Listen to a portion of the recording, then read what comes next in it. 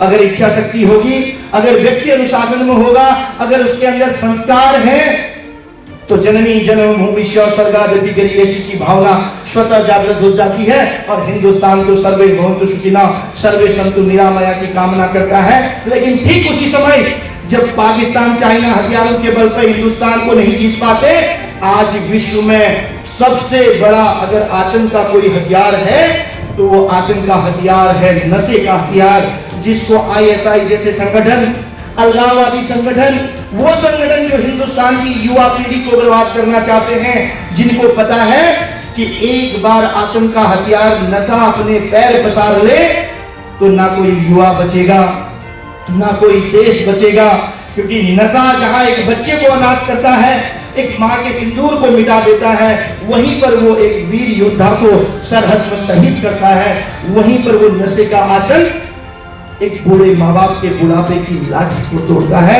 और कहीं न कहीं मुझे पूरे उत्तराखंड में जब भ्रमण करने का सौभाग्य मिला तो बड़ा कष्ट होता है कि ये नशा धारचूला, मुंशियारी, हरिद्वार, देहरादून और हल्द्वानी से आज उत्तरकाशी से लेकर बद्रीनाथ की जड़ों तक पहुंच चुका है। और जो युवा देश को बचाने की बात करता है, स्थिति यह है उनकी, न पेट के आंख सुरक्षित है, न मुंह के दांत सुरक्षित है, और बचा खुचा तो फैशन में बर्बाद हो गया।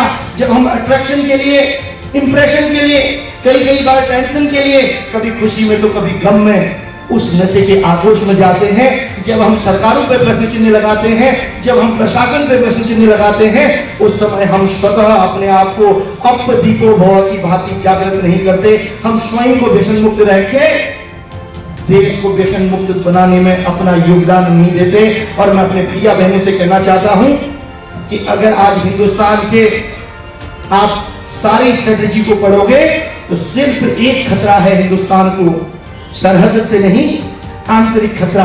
आज हमारे बीच में ऐसे ऐसे लोग हैं जो आतंकवादियों को जाने अनजाने में सपोर्ट करने का काम कर रहे हैं। उन्हें पता नहीं कि उनके एक छोटी सी गलती की वजह से उनका फिजिकल, उनका मेडिकल तो नष्ट होता ही होगा, लेकिन साथ में उनके माँ बाप की जो शतायु थी वो अल्प आयु में परिवर्तित होती है। बेटा, जीवन में दो व्यक्ति को समझ लीजिए, पूरे हिंदुस्तान को समझ लीजिए। अगर दो व्यक्तियों को जीत लिया तो समझ लीजिए पूरे विश्व को जीत लोगे, लेकिन वो जीतना इतना संभव नहीं है। बेटा, सबसे पहले अगर हमें राष्ट्र के निर्माण में अपनी योगदान देना है तो सबसे पहले हमें अपने मम्मी पापा की भावनाओं का सम्मान करना पड़ेगा।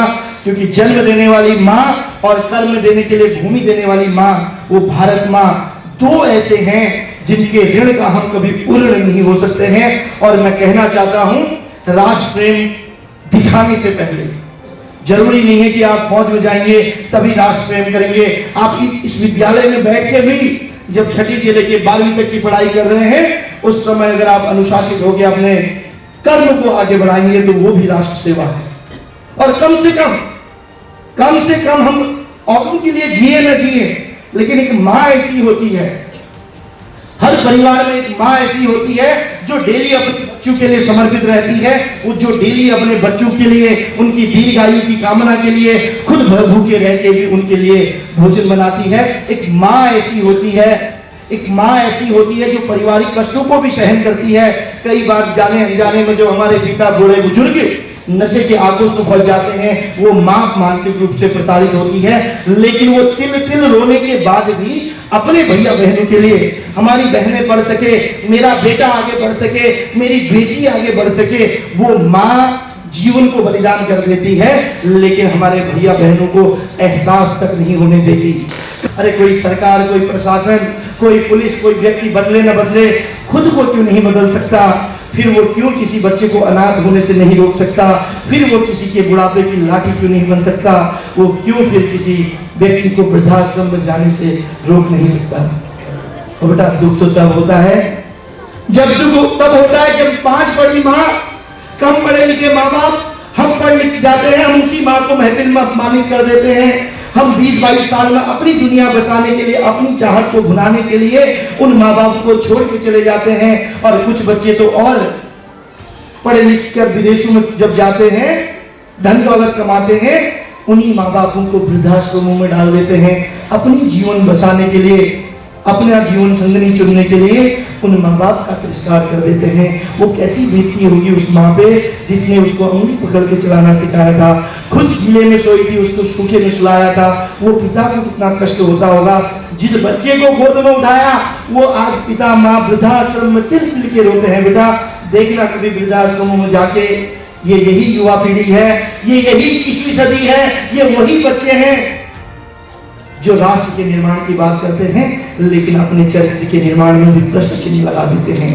अरे दुख तब होता है कि आज अगर सबसे बड़ा आतंक का हथियार, अगर आज इमोशन मरे हैं, अगर आज दया करुणा मरी है, अगर आज समर्पण मरा है तो केवल नशे के कारण मरा है। बेटा वही बच्चा आपने देखा होगा, चाहे हरिद्वार का हो, चाहे आपके आसपास का हो, चाहे वो इस प्रदेश का हो या देश का, जब माँ बाप उनको धक्का निकाल के निकालते हैं